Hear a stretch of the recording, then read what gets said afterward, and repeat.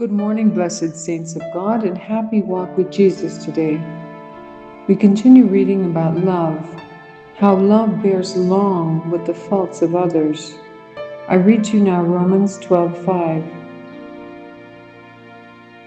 So we, being many, are one body in Christ, and every one members one of another.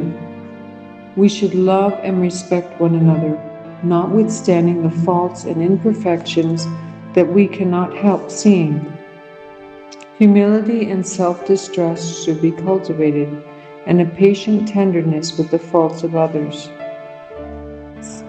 Do not center your minds on objectionable things and make a brother an offender for a word. So don't overlook the defects in people. Do not point out their defects and have animosity towards them. Do not judge him by your own finite measurement. We can't judge people. There's only one judge, that's God. The fullness of that, Christ's love, will soothe our hearts and cause us to forget disagreeable occurrences. And Peter says in 1 Peter 4:8, above all things have fervent love one for another, for love will cover a multitude of sins. Amen. And saints, we must remember that love thinketh no evil.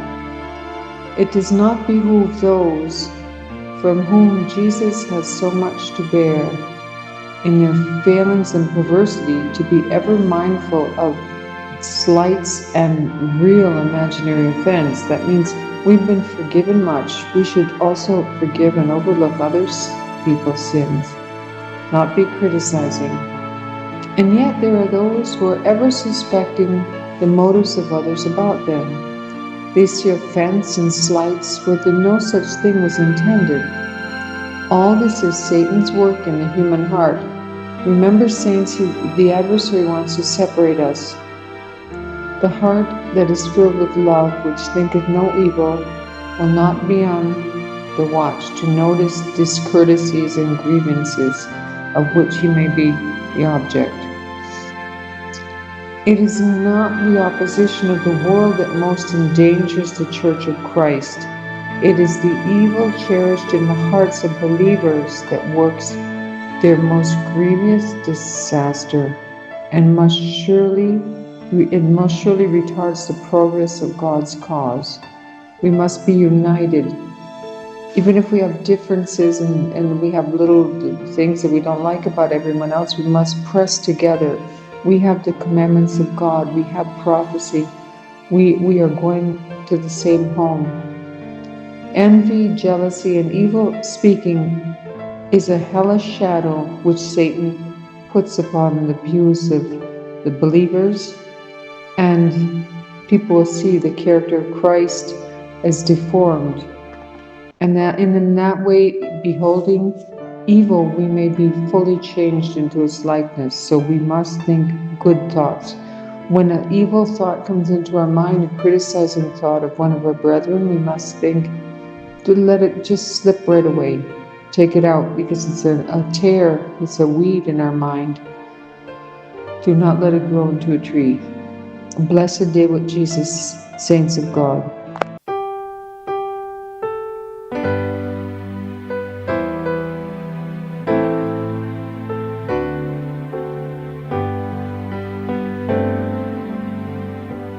God sent his son, they called him Jesus. He came to love, heal and forgive. He lived and died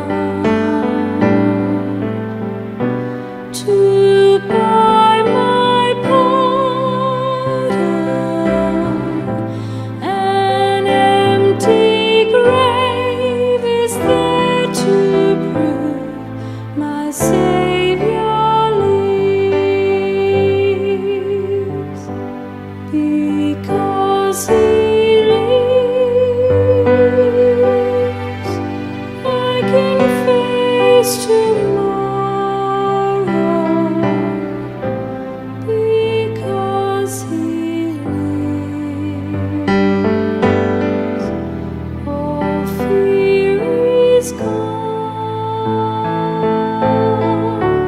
because I know He holds the future, and life is worth the living just because He lives. How sweet to hold a newborn baby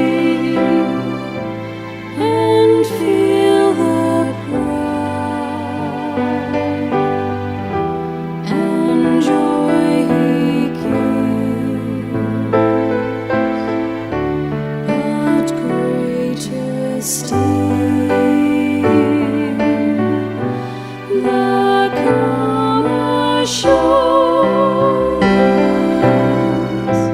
this child can face uncertain days because He lives.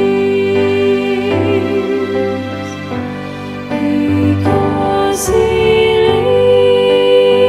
lives, I can face tomorrow because He lives. All fear is gone because I know He holds the future, and life is worth the living just because He lives.